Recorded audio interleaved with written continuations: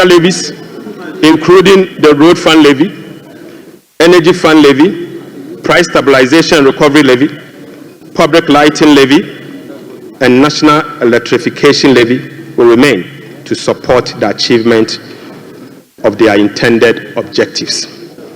Right Honorable Speaker, Ghana has not sufficiently capitalized on the benefits of its extractive sector to generate revenue to support development and diversification.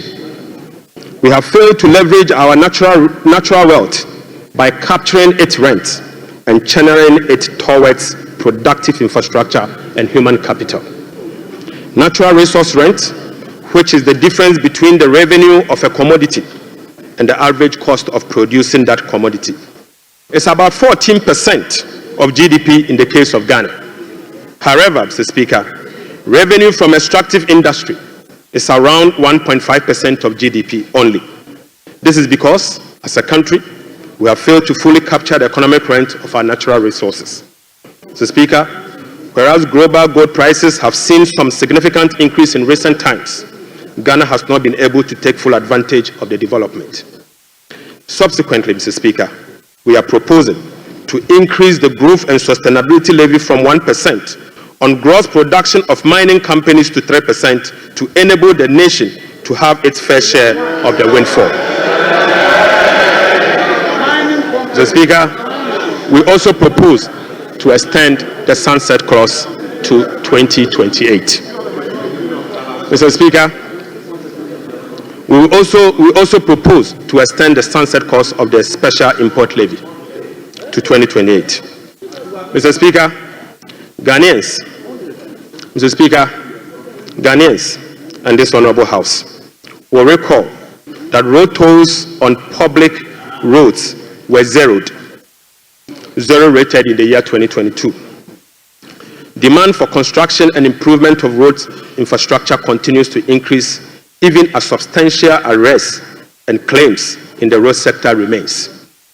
Right Honorable Speaker, while the annual average collection from road tolls have not been significant compared to its potential, the existing zero-rated policy for road tolls has increased the situation and dimmed the prospect of raising enough revenue from tolls to road construction and maintenance. Accordingly, government will work with the stakeholders, including the private sector, to roll out a technology-driven solution to reintroduce road tolls this year as part of the big push. Right Honorable Speaker, we will also strengthen the legal and regulatory regime for non-tax revenue and enforce the framework to improve service delivery. This will be achieved through the introduction of an overarching non-tax revenue legislation, amendment of existing relevant laws, and the development of a national non-tax revenue strategy and policy. Mr. Speaker, as part of the reforms to improve other non-tax revenue streams, government will explore the operationalization of a regulatory framework for collection, management, and reporting of property rates consistent with our medium-term revenue strategy 2024 to 2027 and the Local Government Act. Mr. Speaker, we believe that the local authorities must be given the opportunity to collect their own property rates. Mr. Speaker, the current compliance rate for SMEs and personal income tax is below 30%, which is extremely low. Government will embark on an aggressive and sustained tax education campaign in the next 2 to 3 years to ensure improved compliance and tax revenue mobilization.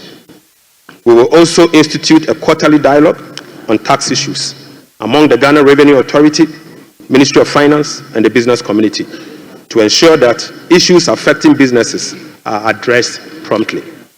Mr. Speaker, I now take you to VAT reforms. Right Honorable Speaker, we commit to the people of Ghana and this House, the business community, that we will undertake a comprehensive value-added tax reform this year. Mr. Speaker, with the aim to review the current distortions and cascading structure of the value-added tax regime. Ghana's effective rate VAT rate is about 22%.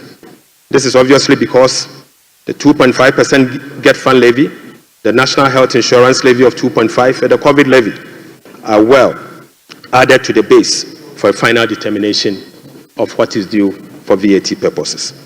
So, Speaker, aside the high VAT rate, businesses are not permitted by law to claim their input VAT for NHIL, Get Fund, and COVID levy, compounding the burden on households. Right, Honorable Speaker, our VAT regime has been distorted and rendered inefficient. It combines both VAT and sales tax principles with a flat rate, standard rate, and levies. We have requested for technical assistance from the Fiscal Affairs Department of the IMF on VAT reforms. It is expected that the IMF mission will commence in April 2025. The recommendations from the Technical Assistance Mission are expected to inform our reform. Mr. Speaker, ahead of the IMF Technical Assistance Mission, I will inaugurate a VAT reform task force to hold broad consultation with key stakeholders for their input. Mr. Speaker, the parameters for VAT reform will be is for them to complete this year. Mr. Speaker, the parameters will include the following. 1, abolishing the COVID levy. Mr. Speaker, reversing the decoupling of Get Fund and NHIL VAT from VAT. Mr. Speaker, reducing the effective VAT rate for households and businesses. Reversing the VAT flat rate regime and upwardly adjusting the VAT registration threshold to exempt micro and small businesses from the collection of VAT. Mr. Speaker, will also improve compliance through public education and awareness. Mr. Speaker, I now take you to revenue mobilization and resource allocation. Mr. Speaker, total revenue and grant for 2025 is projected at 223.8 billion Ghana cedis, or 17.2% of GDP, up from 186.5 billion, or 17.4% of GDP. The projection is underpinned by non-oil revenue measures, which are expected to yield at least 0.6% of GDP. Mr. Speaker, total expenditure on commitment basis for 2025 has been programmed at 269.1 billion, representing 20.7% of GDP, down from 279.2 billion, which is 26% of GDP in the year 2024. Primary expenditure on commitment basis is projected at 204.7 billion Ghana cedis, representing 15.8% of GDP, which is a significant decline from 232.4 billion, representing 21.7% of GDP in the year 2024. Mr. Speaker, based on the resource allocation from 2025 fiscal year, the total appropriations for the year